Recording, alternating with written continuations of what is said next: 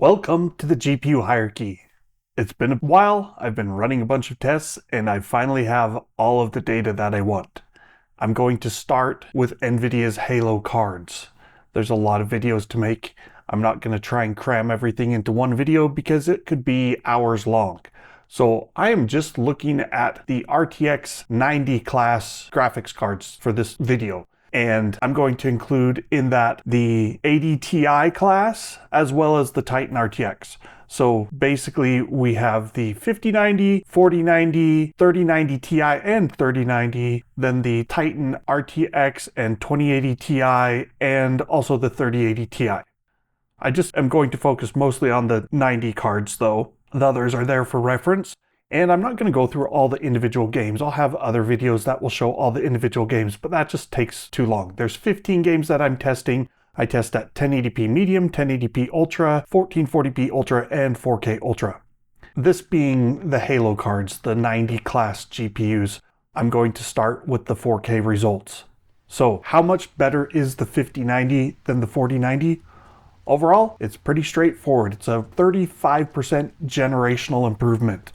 We go from 75 FPS on the 4090 up to 102 FPS on the 5090.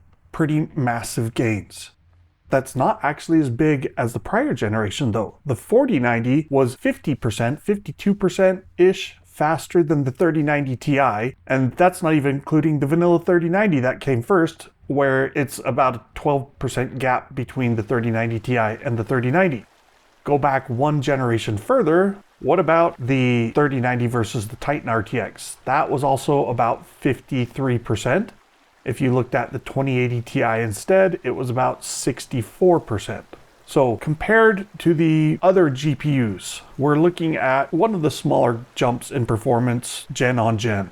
And that's not too surprising because the 4090 and the 5090 both use TSMC's 4NP, that's 4 nanometer performance for Nvidia, and they're using the same process node.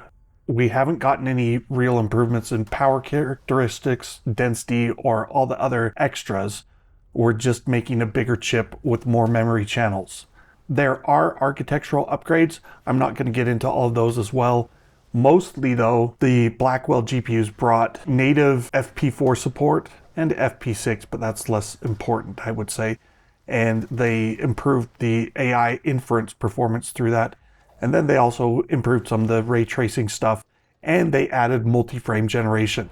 Multi-frame generation, I am convinced Nvidia could have done that in software on the 40 series, but they didn't want to. They wanted to make it exclusive to Blackwell. I'm not testing multi-frame generation for these benchmarks. All right, let's move on. 1440p, not as big of gains. That's because we become CPU bottlenecked, even at 1440p. So the gains are going to be bigger on the slower GPUs where we're not CPU bottlenecked. But the 5090 only about 24-25% faster than the 4090. The 4090, meanwhile, was 48% faster than the 3090 Ti and 64% faster than the 3090. The 3090 was 49% faster than the Titan RTX and 58% faster than the 2080 Ti. So big gains on the older generation, the 20 series Turing and the Ampere GPUs, smaller gains as we move into Ada Lovelace and Blackwell because we become more CPU limited. That makes sense. What about 1080p Ultra? I'll cover 1080p Ultra and Medium because you'll see kind of the progression here. We become even more CPU limited.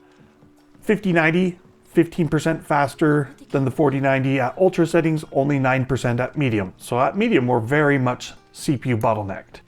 The 4090 versus the 3090 Ti, 43% for Ultra settings, 34% for Medium settings. And if you go back to the vanilla 3090, then it's 55% and 45%, slightly larger gaps. So not entirely CPU bottlenecked on the 30 series is basically what we're seeing. It's mostly on the 40 series that becomes a serious issue.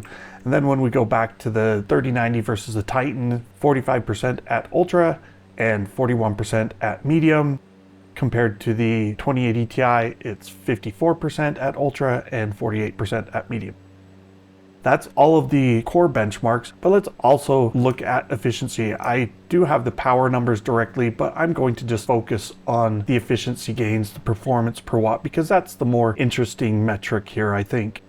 We'll start again at the top of the series. When we compare the 4090 and 5090, they're both about the same on efficiency, on performance per watt. Then 3090 Ti actually is worse than the 3080 Ti, but it's better than the 2080 Ti and the Titan RTX. So the 3090 Ti kind of pushed the power limits as far as it could go, and so efficiency went out the window. Titan RTX did that a little bit as well. When we moved to 1440p, the 4090 actually ended up more efficient than the 5090. CPU bottlenecks started coming into play. Basically, it was a bigger chip with the 5090, 575 watt GPU limit, and so we see that show up. 3090, 3080 Ti, 3090 Ti, all relatively similar, and they're not that much better than the 20 series, the Titan RTX. And that was because we went from TSMC's 12 nanometer to Samsung's 8 nanometer, which was really 10 nanometer class. And then from there, we jumped to TSMC's 4 nanometer class. So it was a big jump between the 30 series and the 40 series, and then the 40 and 50 stayed the same. Moving back to 1080p Ultra, we don't really see much of a change there.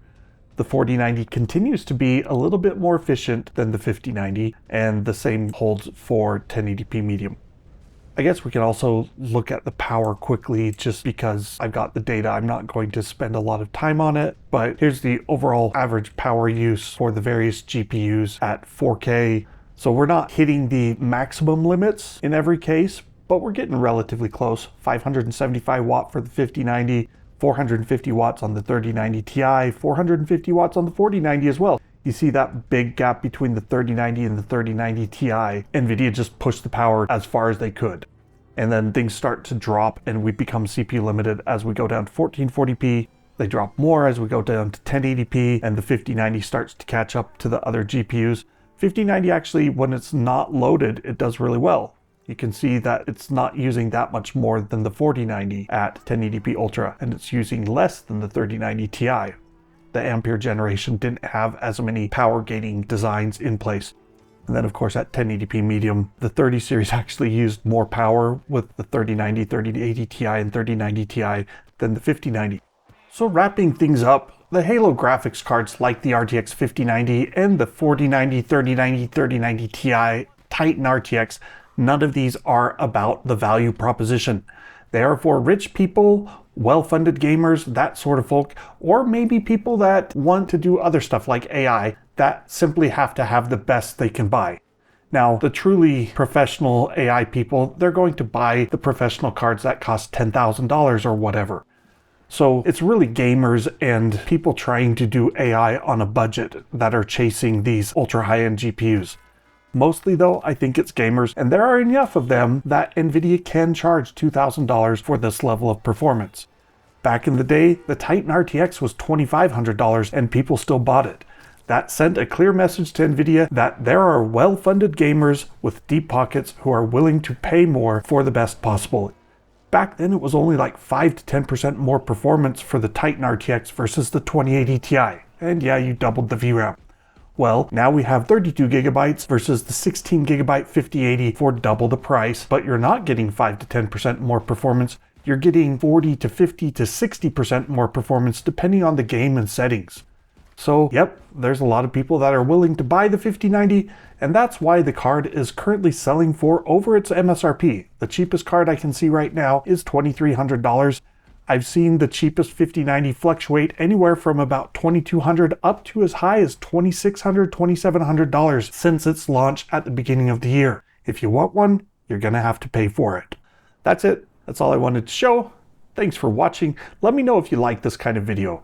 Lots of charts, not digging into all of the other stuff, but wanted to do a quick video on just how the 5090 and the 90 series in general stack up gen on gen.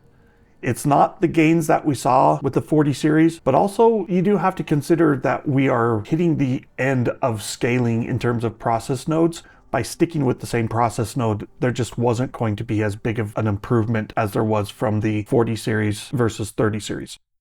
Please like and subscribe. I will try and put these videos out a day early for subscribers who register and pay for that. So give me your support. trying to grow my channel. See you next time, and I will be looking at the 80 class GPUs, and then we'll do the 70 class, the 60 class, and 50 class. Take care.